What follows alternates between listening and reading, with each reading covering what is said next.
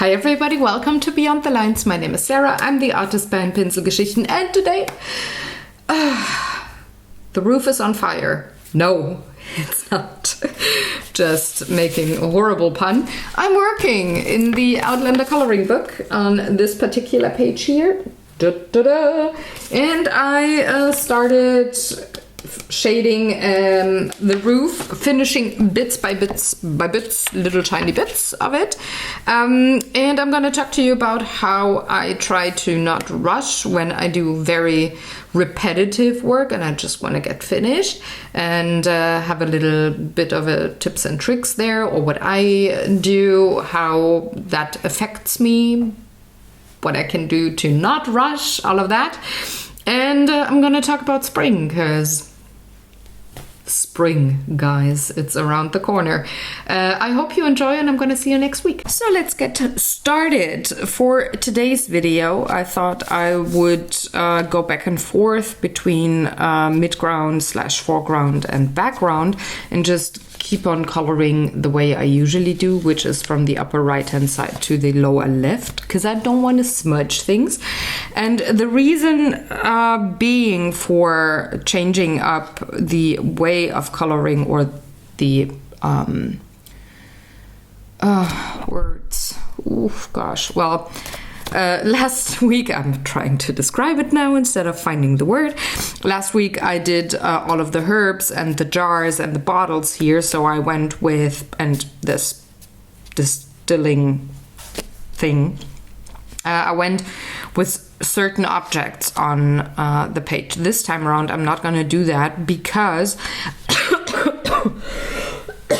I'm getting into a coughing fit, and I do have a lot of background that is so similar to color, and I will probably get tired of it, so I want to split it up between, say, the wooden roof, and then a little more on the window, and then having a bit of these cupboards here colored, and then getting back to the beams and again the roof, so that I'm not getting bored with objects to color or parts of the page to color, and just to, well, you know, make sure that I don't rush things, that I don't get bored or anything. I'm just gonna, well, color in a kind of like a circle or a semicircle on the page. Now I just had a couple of colored pencils set aside in a jar for my God of War painting, coloring page, that's the word.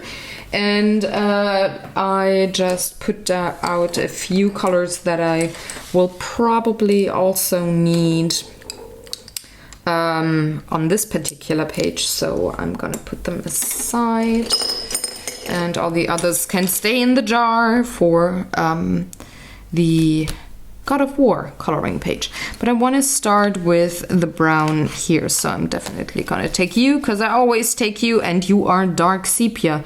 But I'm looking for a raw umber.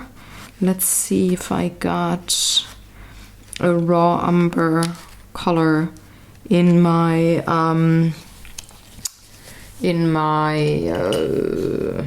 pencils. It's not called raw umber. Don't I have any? I do have burned umber, but it doesn't seem I do have raw umber, so I'm just gonna go with sepia, maybe a little bit of nougat, because that's like a cooler brown and a little lighter. Oh, I do have raw umber. I should read. Let's see how you are as a pencil. No, way too yellow. I wanted a little more of a greenish brown, so let's maybe go with a yeah, I like you. You are olive green, yellowish, so maybe with these two colors, with the dark sepia and the olive green yellowish, I can go for the same kind of a look that I put down with the neo colors here. And then I will, of course, also use Payne's Gray. Guess what? I know you're sick and tired of it, probably. Dark indigo. And if I need it in some of the places back here, I'm also gonna add a little bit of a black. But I'm just gonna get started on my page here.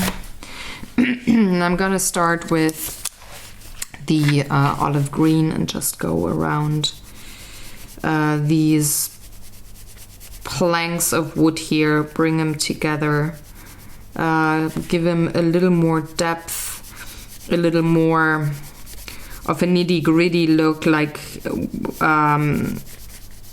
wood grain maybe.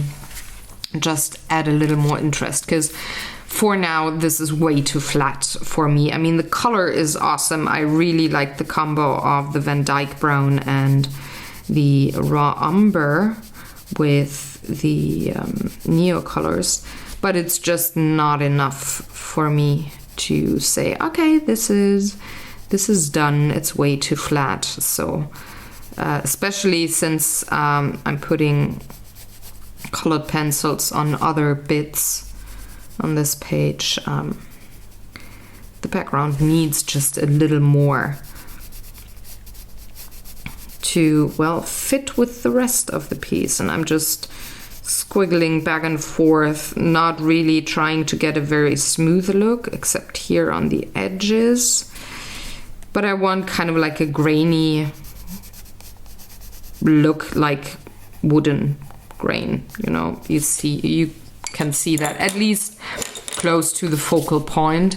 It's a little different back here. There's hardly going to be any detail because it's just so far away. But here closer to the viewer, I just want a little more detail. So I'm just gonna put in some of that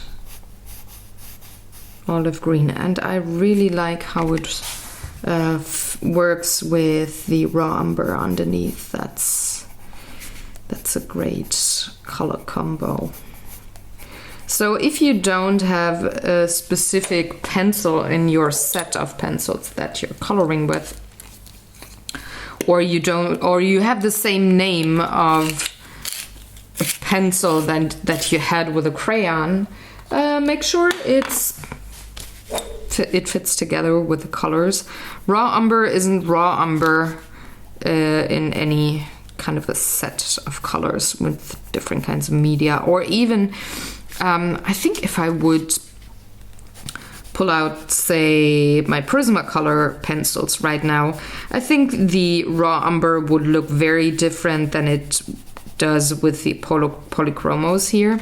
So the only two sets that I do have where I can really just go with the pencil numbers or the pencil names is the polychromos with the Albrecht Dürer pencils. And the reason is they're both from Faber-Castell, and the Albrecht Dürer pencils are pretty much the watercolor pencils in the same color set as the polychromos are. So one is a colored pencil that is oil based, and the other one is a watercolor pencil, and they're exactly the same kind of pencils, exactly the same numbers, the same names on the barrels. So this is where I can just go, okay, I use raw umber, so I can use raw umber with the respective other set. That's where that works, and I don't have to check. But with any other medium, I do, and I don't trust the names on the pencils or the medium, the crayons, whatever it is. I don't necessarily trust the barrel, like the color on the barrel of the pencil. I really just check and have a little bit of a swatch or something going on and test if it is really the same kind of hue of a color. So yeah, that's what I can only recommend to do if you really want to make sure you get the same sort of color down on top of each other.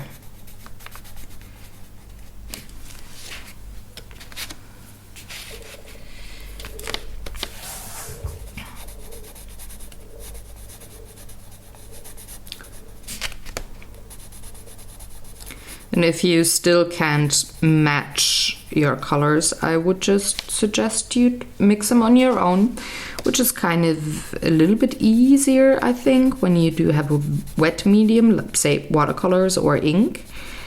But even with pencils, you can just layer them on top of each other and make your own color, the exact hue you need.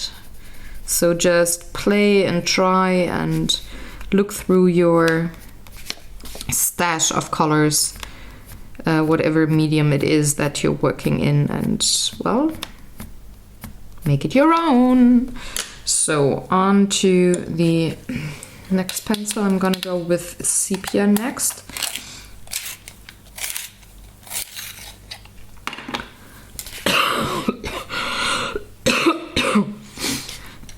Ooh, I think allergy season is starting.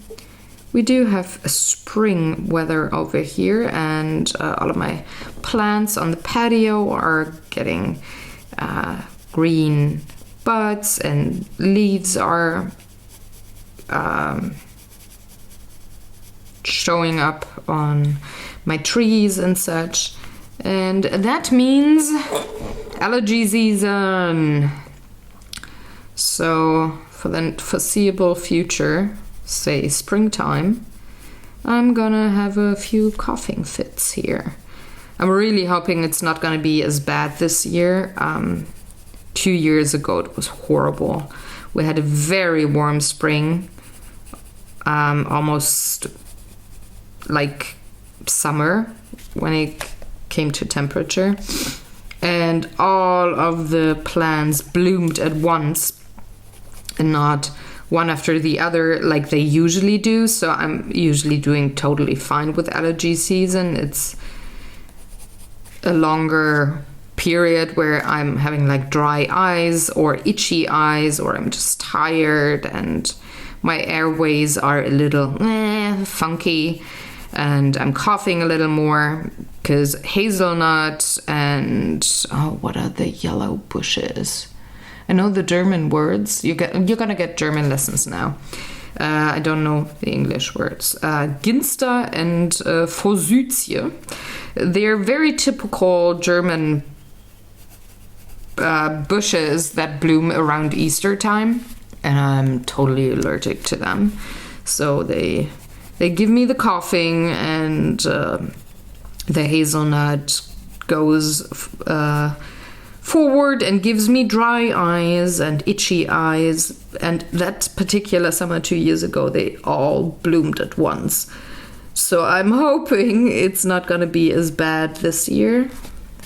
I was totally fine last year. It's no big deal. So I'm really hoping that I'm gonna have a year like last year, because then I don't need to take medication. I kind of refuse to take medication if I don't really have to, because they just make me tired. They don't work too well with my MS medication, so I'm trying not to take it if I can help it in any way, shape or form.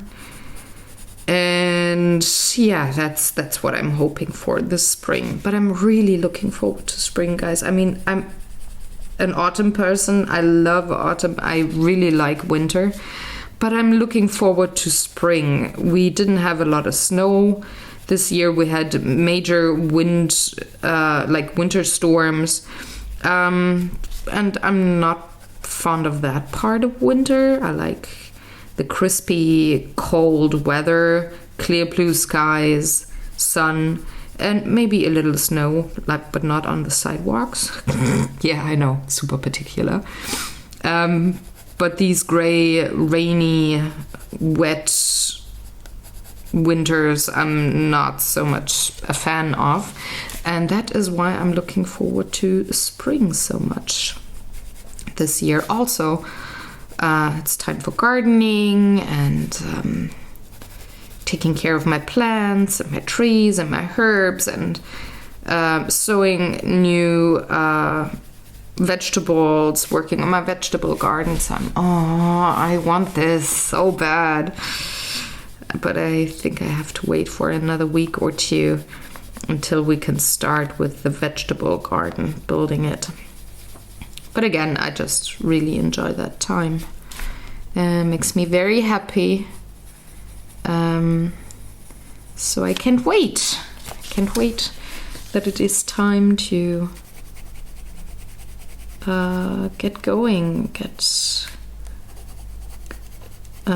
the watering can ready and taking care of my plants, talking to them, seeing them grow, blossom, and then bring wonderful fruits. My blueberry bush is already showing a lot of very new green leaves, so she survived the winter. And that's very lovely because I only bought those plants, those bushes last year, and I didn't know if they'd make it through the winter, but my blueberry bush definitely did. I'm not that sure yet with my gooseberry bush. She's a little slower, and yes, my plants are female. I call them she, because they all have personality and names, and I talk to them, and that's how I make sure they flourish in my garden. Yeah, I know, I'm a weirdo, but it works, so. And my white currant bush is a little further ahead in comparison to the gooseberry, but not as far as my blueberry bush. So I'm curious how they will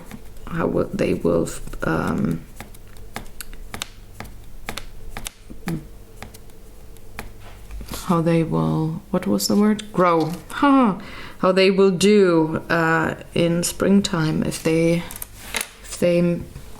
happen to, well, have made it through winter, if they can stay with me in my garden.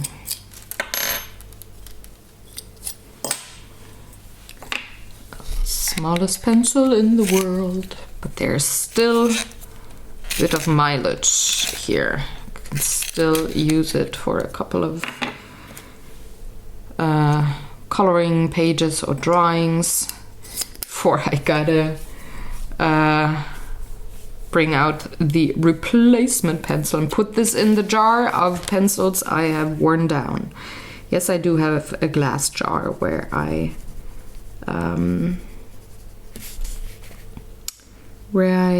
keep them. It's just, it looks well. It looks nice on my shelf. Yeah, so that's something that I've been looking forward to this week. Getting ready for spring. Then I will be able to use my patio a little more. It's gonna be awesome. It's the little things, I guess, that really make me happy. Things like that.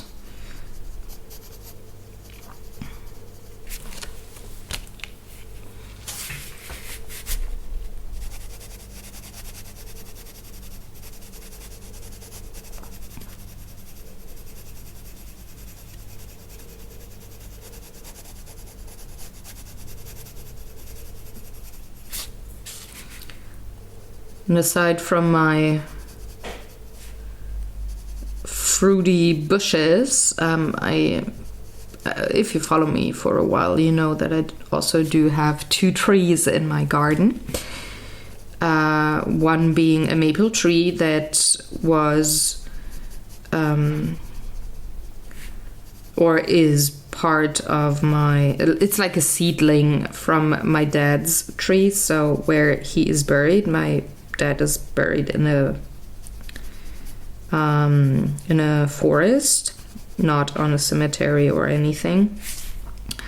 And the tree we bought for everybody to be buried at one point is a maple tree, a very lovely one, very old one. I think it's 90 or 100 years old. It's really big and beautiful. And last year I took a little seedling when I visited my dad's burial site and planted it in a pot, and it has a name, and it really grew very well last year. And this year he's really ramping up for spring. There's a lot of new buds on that little maple seedling. Lots of green leaves will be visible very soon. And then we also do have an oak tree, which came from the burial site of Jon's mom. She's a little slower, but she just developed new buds as well, so she's gonna show some leaves eventually, but she's an oak tree. She's a little slower than my maple tree, but they're gonna have a wonderful crown of leaves very soon as well. And I'm just looking forward to see that again on my patio, because whenever I look out of my room, like all of the plants are on the patio that is just outside my room. So whenever I look out in the mornings, when I wake up, I can look at all of my lovely plants and trees and such, and it's just such a great feeling to wake up to that.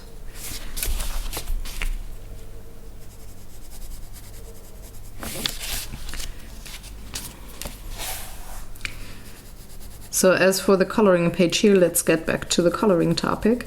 I still try to let a bit of the neocolor underpainting show through.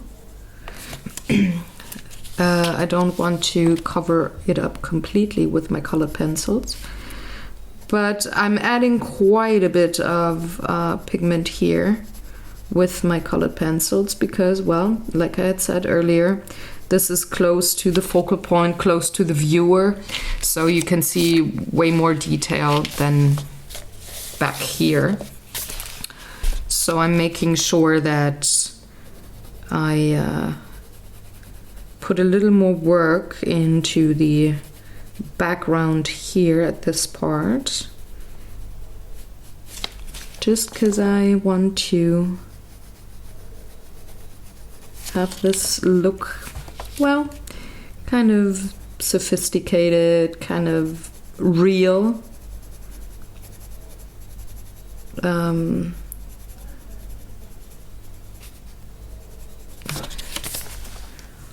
So I gotta add a few more layers, a few more colors here than I do at other parts of the roof in this painting, drawing, coloring page, you name it.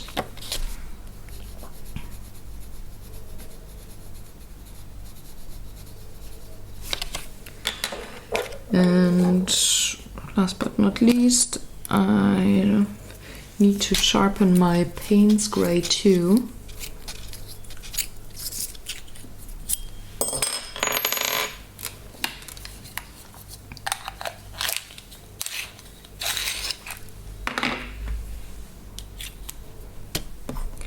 I'm going to add only very little of the Payne's Gray, just to have a few of the bits be a little darker,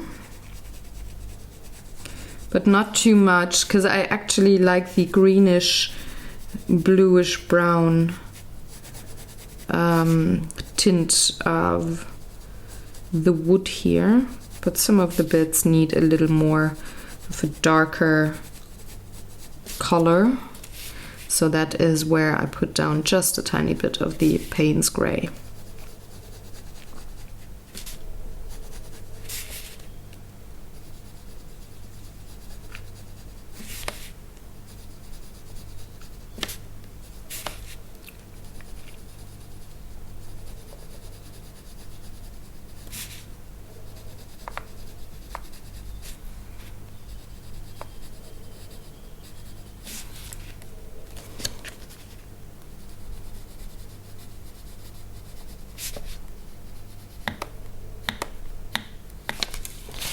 Like so. And something fell down. Oh, my sepia pencil. Oops. Come to mama. There we go.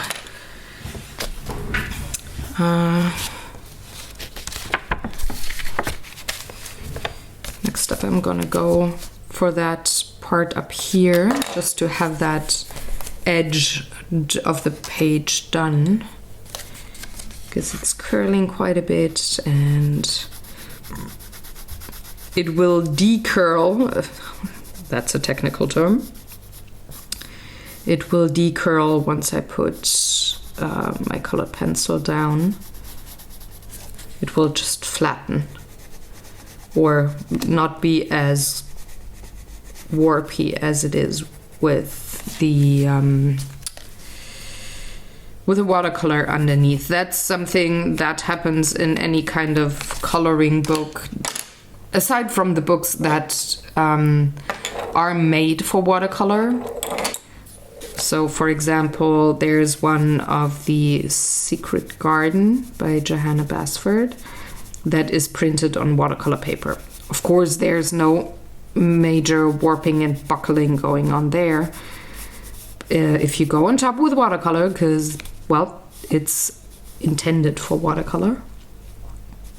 But with any other, whew, my voice, with any other coloring book, you will usually have some buckling happening, depending on what paper they're printed on. But I don't mind, since I'm going to take these pages out of the book anyways.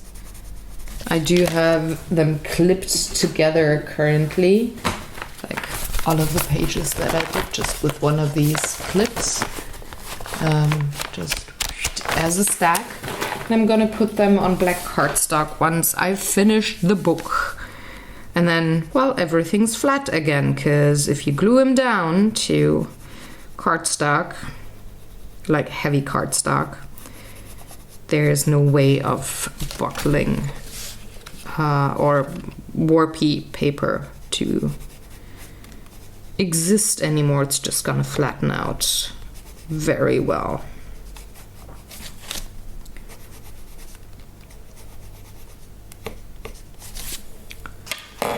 And a little of my Payne's gray.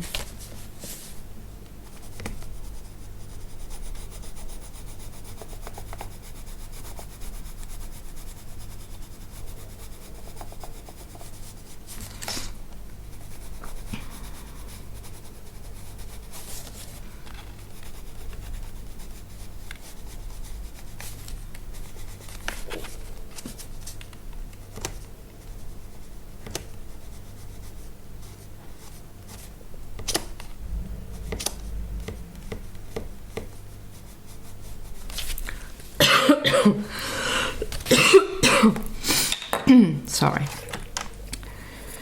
All right, onto this wooden piece here, and on some of them there's like wood grain drawn in, or at least it is here. Is it on any other bits? I can't see. So it's just that one little piece of wood here. Whenever I do have wood grain drawn in, I just use it as a guideline on where to put my color, and I incorporate it into my own placement of wood grain there.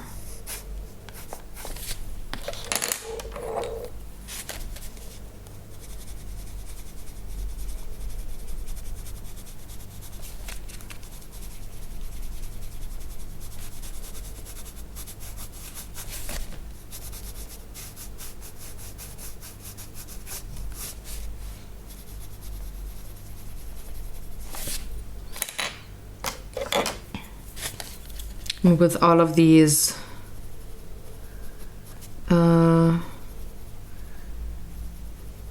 wooden pieces here, like the planks and the beams and such, all of them, all the raw umber painted one. I'm just going about it, excuse me, like I do with this part here. First the green, then the sepia, then the indigo, and then a little bit of Payne's gray. And I'm going to get darker and darker and less and let less of the underpainting look through the more I go into the background that is far away. So it's gonna get darker and darker, and I will probably add a little bit of black back there as well, but mainly these 4 colors here. And that's what I meant with this is so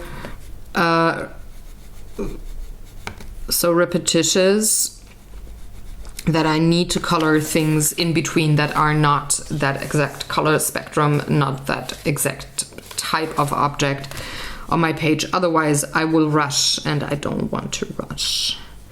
So that is why I decided to go for just a straight line diagonally across the page, so that I do have furniture in between and the carpet and the focal point and all of that. So I guess that's a pretty well thought out plan for me. What you think? Do you agree? Do you have the same thing? Do you, when you color and you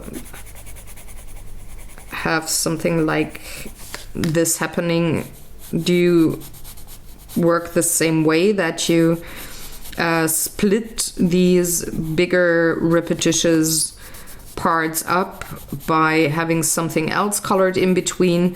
What if you can't split it up?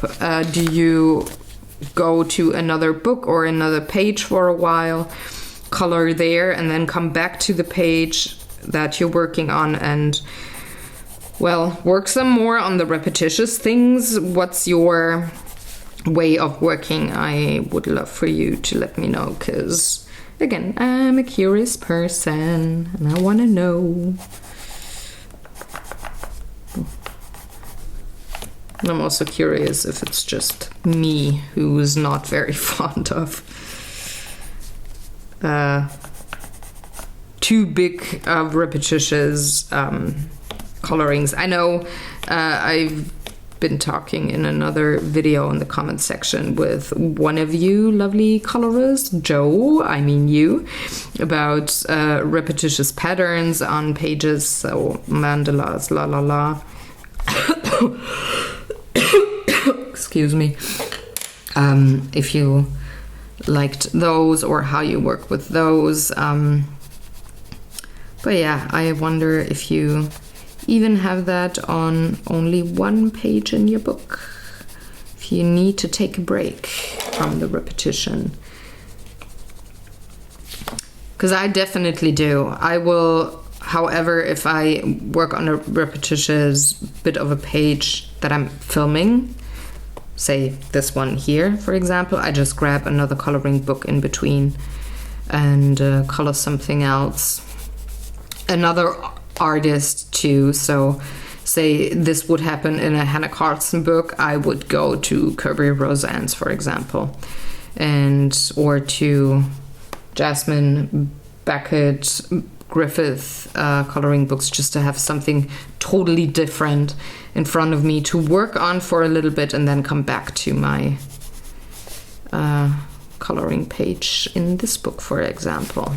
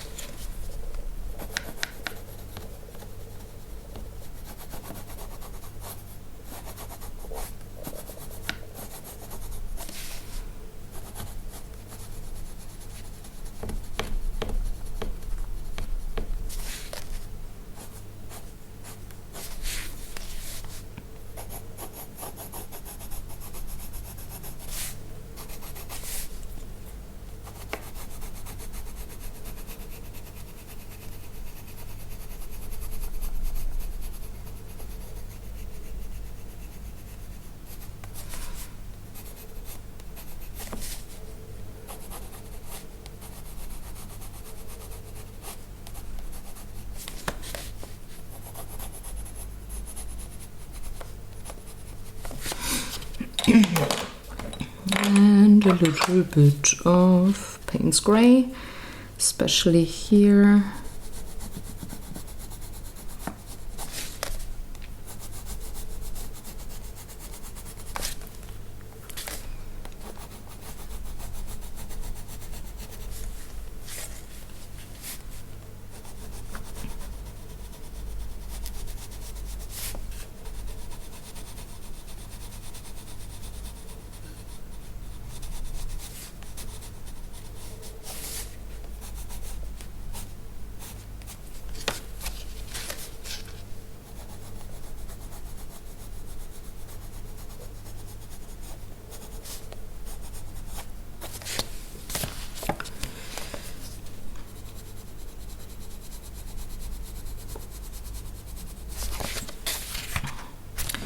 There we go. That is this part done. And now I gotta stretch. Ooh, muscles. Grr. What do I want to color next? Because I don't want to color this particular part. So I either go for the beams, or do I want a little more on the maybe a little more on the window, just a tiny little more of the blue to do something else. And this is ultramarine. Did I put that down here? No, I didn't. So I can just add a little more of the blue. Very softly, very, very light touch.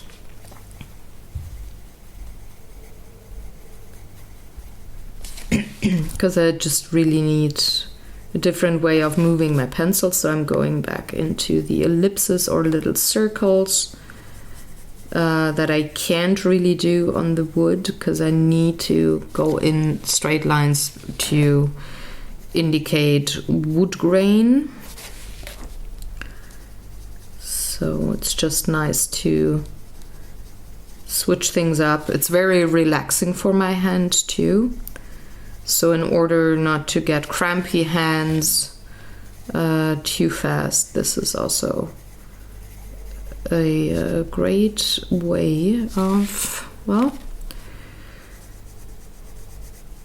making things easier for you. Maybe have it feel less like quote-unquote work and more like just an enjoying an activity. So just a guess. I mean, they're still work, those pages. They are. There's no two ways about it, and they're supposed to be work. You're supposed to spend a lot of time with them and decompress in your mind and enjoy just the process of coloring something. But it's also just physically a little, well, decompressing. It's not as strenuous on my hands, so I'm bringing in a little white just to blend. Doesn't do much, but it just makes the blue part here look a little, just a tiny little more smooth. And that's why I'm putting the white pencil on top.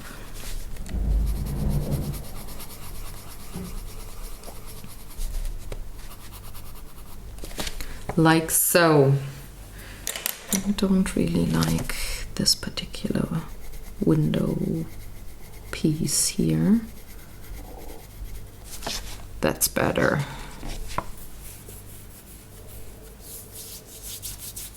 All right. Oh gosh, I'm getting tired.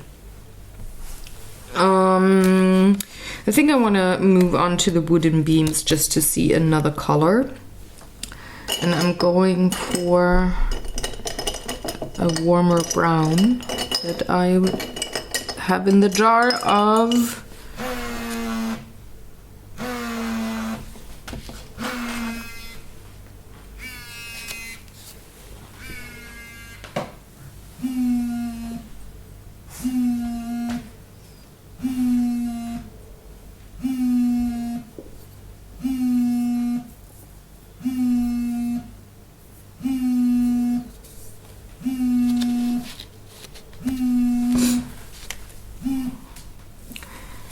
that was in the jar of the God of War coloring page, and it's called Burnt Ochre. I think that will, yeah, I like that. It has a orangey tint, a very warm brown. It's quite light, and I think that makes the perfect difference between the roof and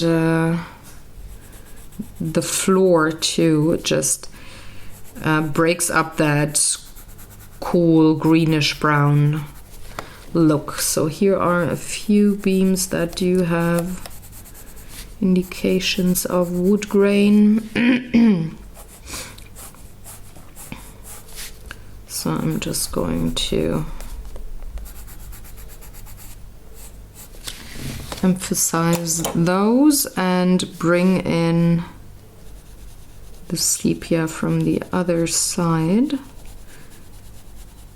like from the left hand side, because I had a little bit of raw umber on top of the brown Neocolor crayon, so I'm going to bring in a cooler brown too, but more in a wood grainy look. And that's a technical term.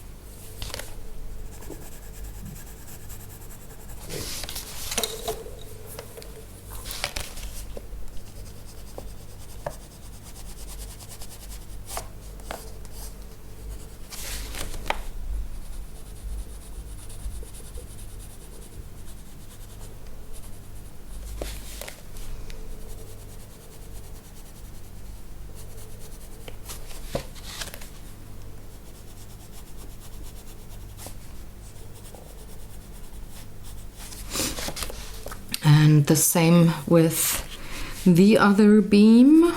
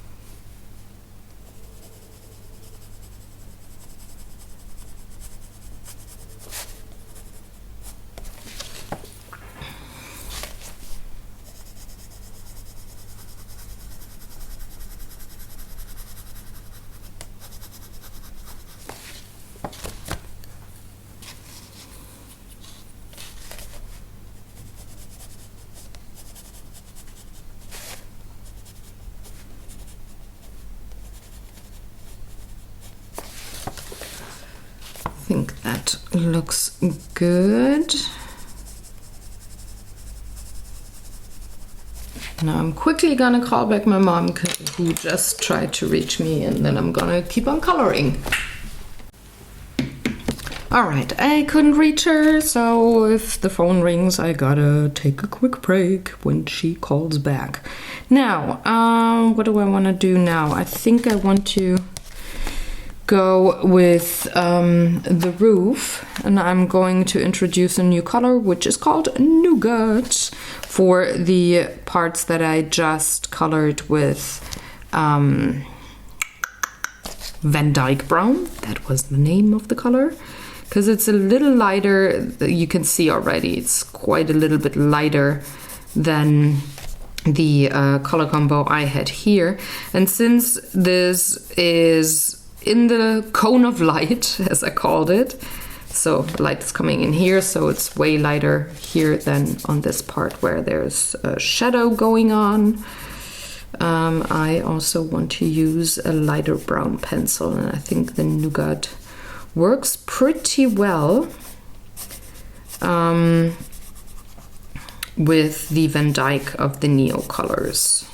It's pretty much the same hue of brown.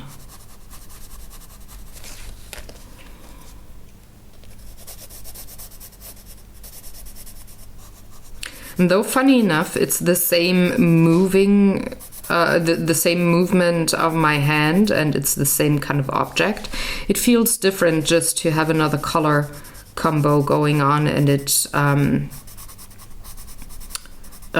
counteracts the repetitious feeling of coloring all of these wooden planks here. So sometimes just a different kind of color for the same object to color does the trick, at least for me. Don't know about you, but it does for me.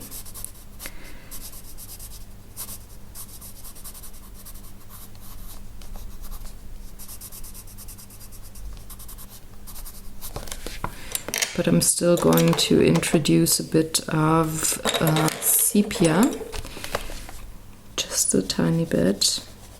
Oh, I forgot. One wooden plank. There's one more. Miss King, this is not acceptable. There we go. I'm going to put a little bit of sepia on top. Not too much, because again I want this to look lighter than the raw umber colored wood, but just a smidge too. Well,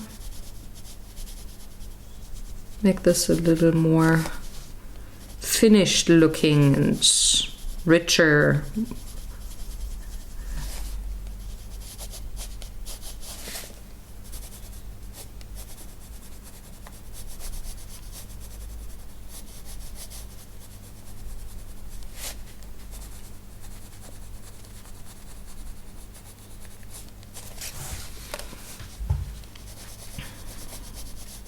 That's one thing that I sometimes forget, that I really have to remember, is just because something is lighter doesn't... Bleh.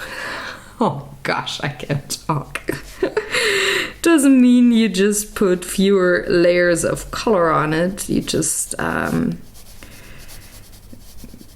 gotta choose lighter colors, but have a similar amount of layers put down to make it look as if everything fits together perfectly. So we'll still go over this with another round of Nougat.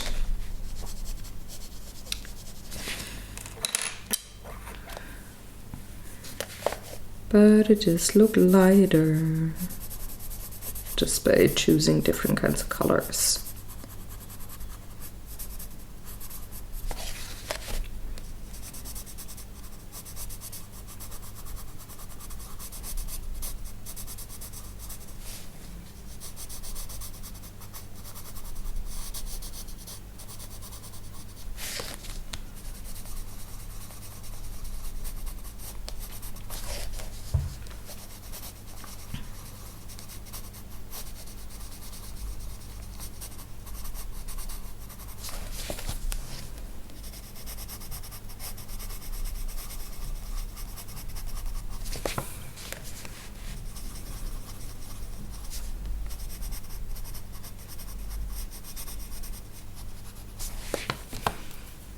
I'm gonna add a little more sepia here underneath the beam.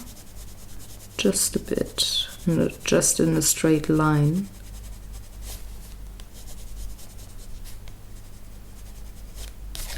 Like so.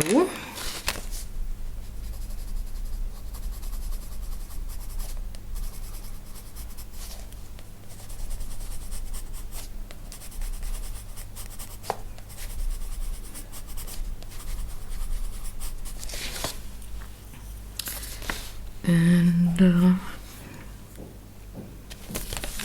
gonna, what does the time say? Yeah, I still have a little time. So I'm going to color these bits here with the same color combo.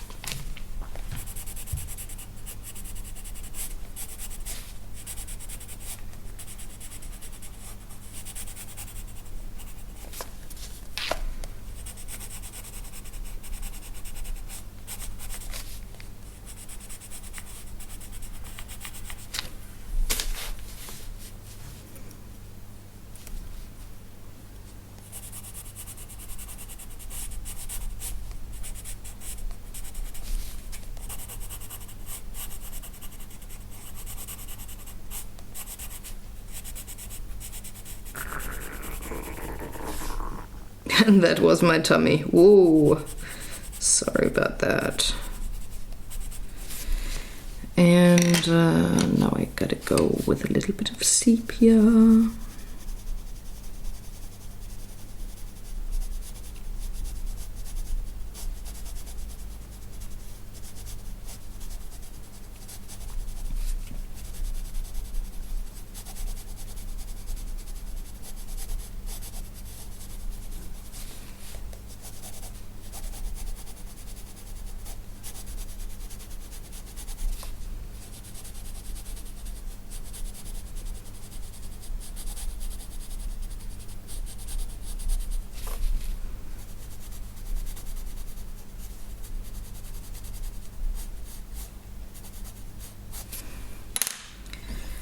And more of the nougat.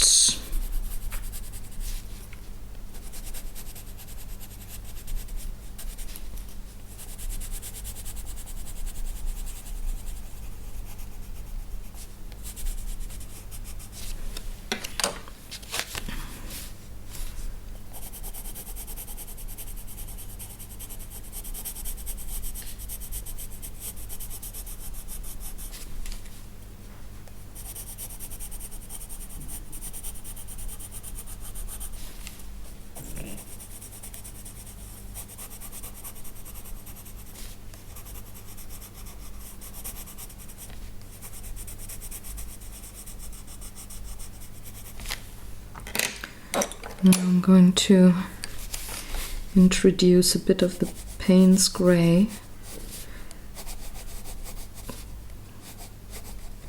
Just for these lines, very little only.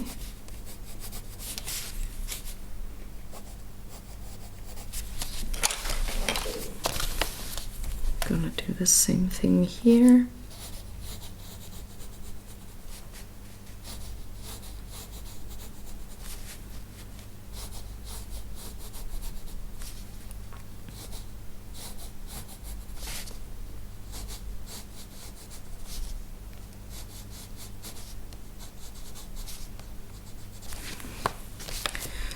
And the rest of the roof has the same color as before, so this is where the shadow starts. So I'm bringing in my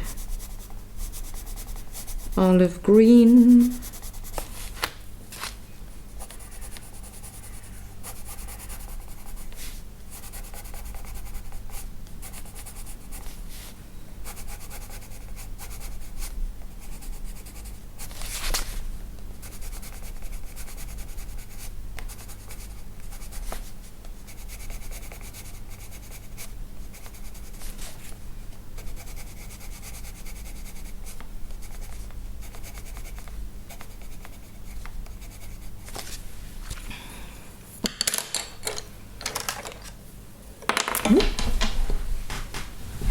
throwing my pencil again.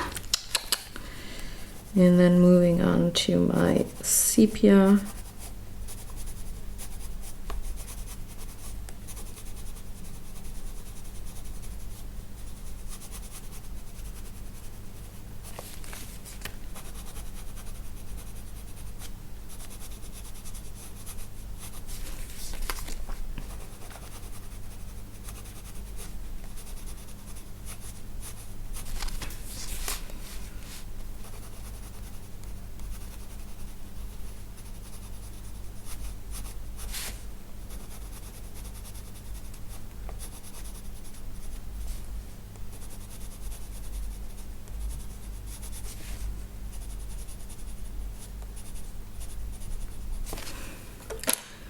And indigo. So,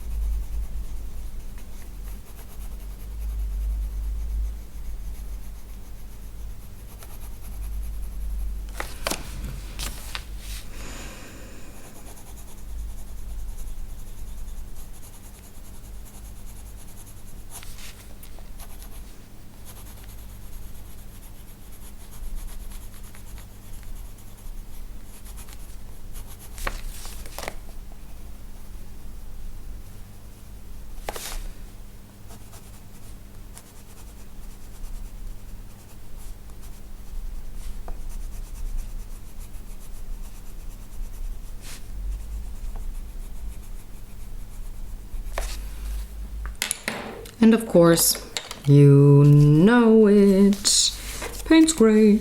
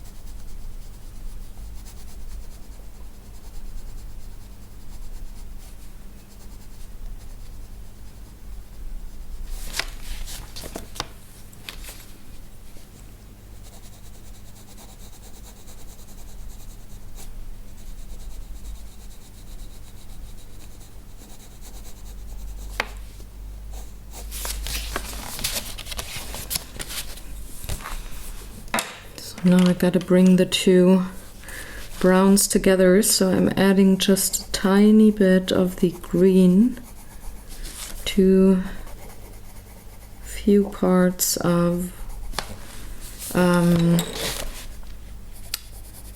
the nougat brown, just a bit, not too much.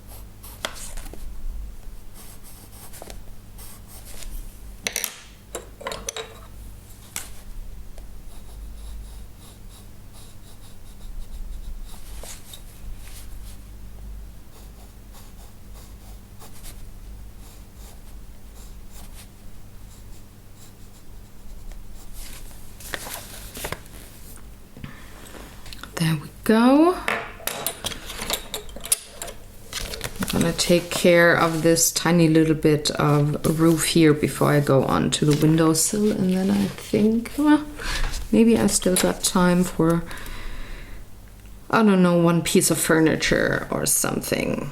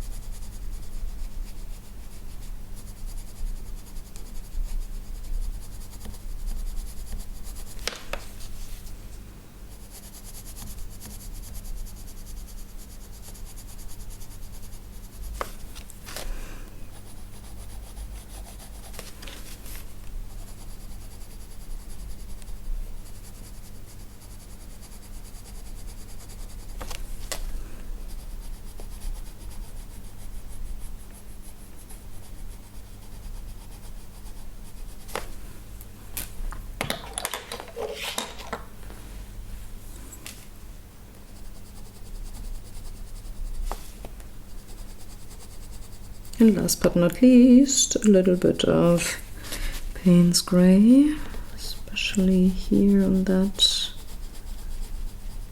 line.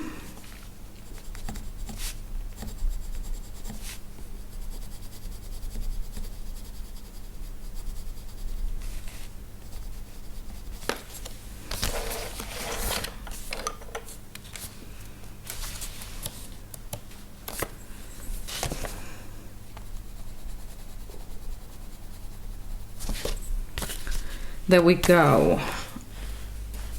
That doesn't look too shabby, I think. So I'm gonna do the windowsill, the window frame, and then maybe one bit of furniture, and I'm gonna call it a day for today, because again, this is very repetitive and I feel the rushing coming on, though I'm definitely trying not to.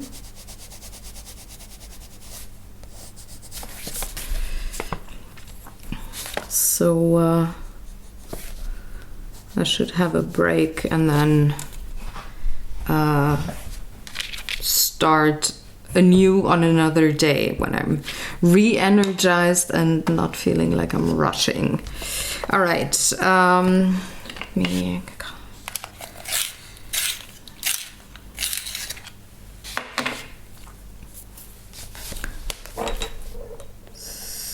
let's get the green going on.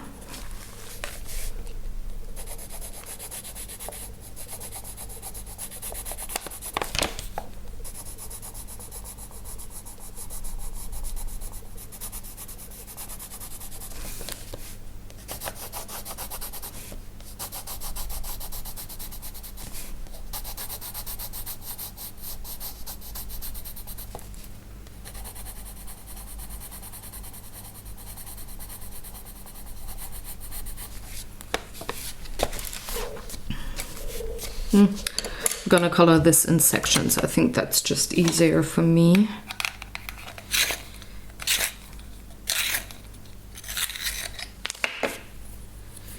So on to sepia.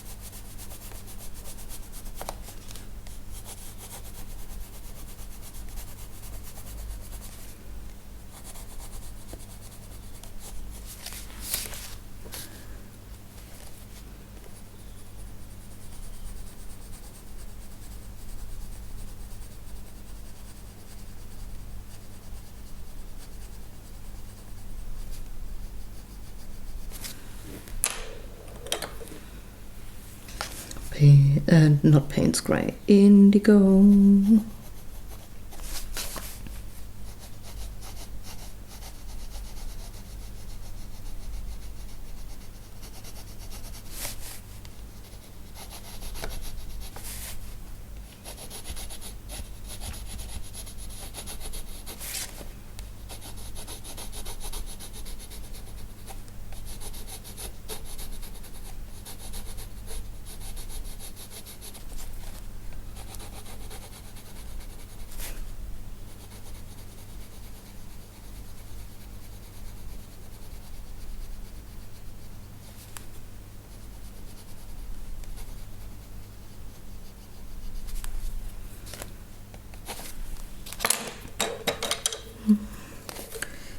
I need a little more of the green and the sepia here. So just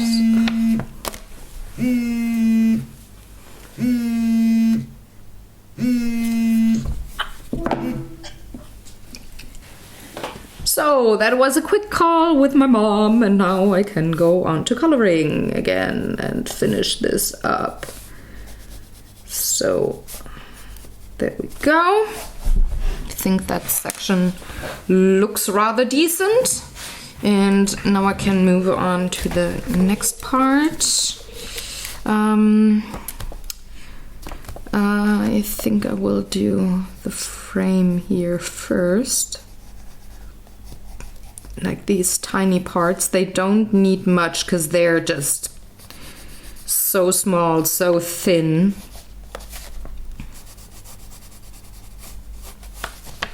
So I'm just going to add a little bit of color, again starting with my green and then moving on to the sepia, and that might even be enough for the cross here. Yeah, I think it is. It's also quite a light section because it's where the light comes in, so there's not a lot of dark colors and high contrast happening. But I need a little bit in these parts here.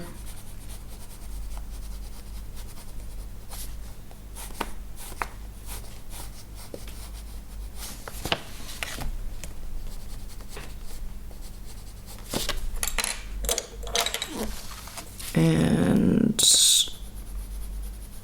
a little bit of indigo, just to all bring it together.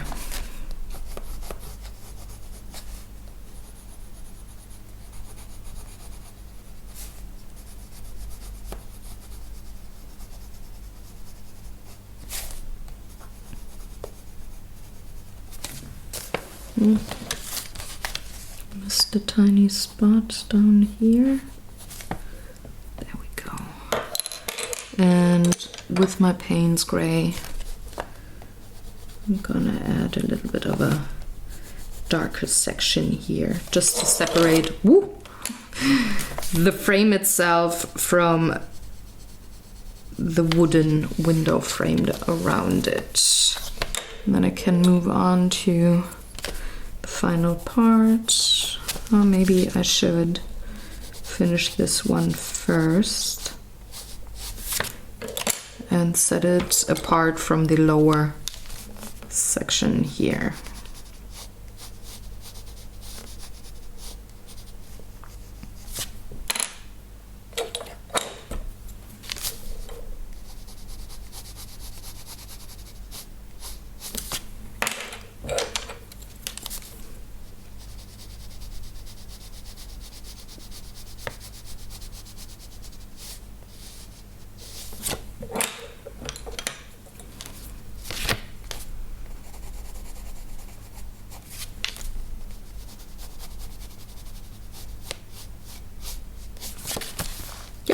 That's more like it. Now the lower one, and I'm going to have the wood grain go this way.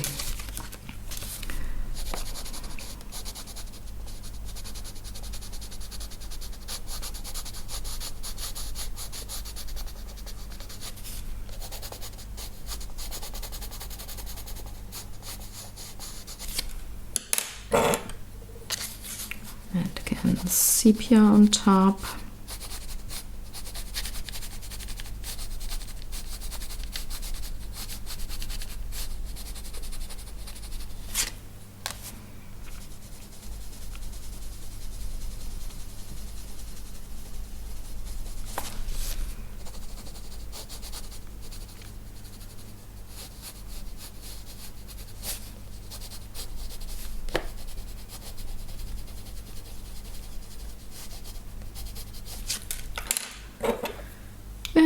Indigo.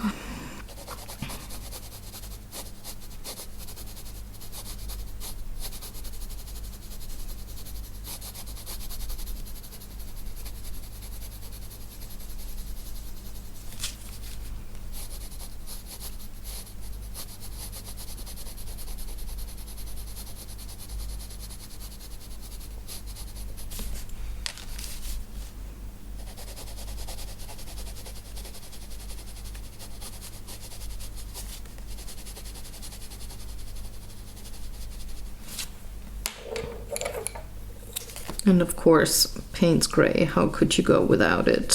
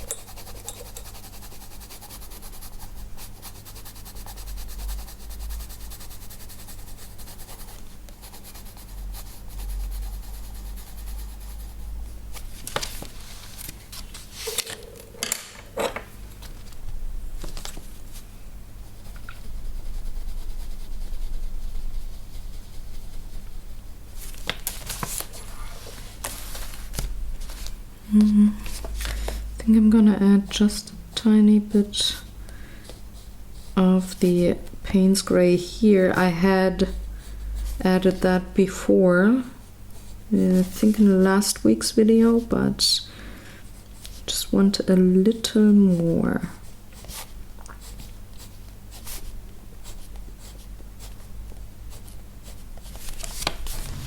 There we go. So I think this is a good spot to end the video and keep on working next week.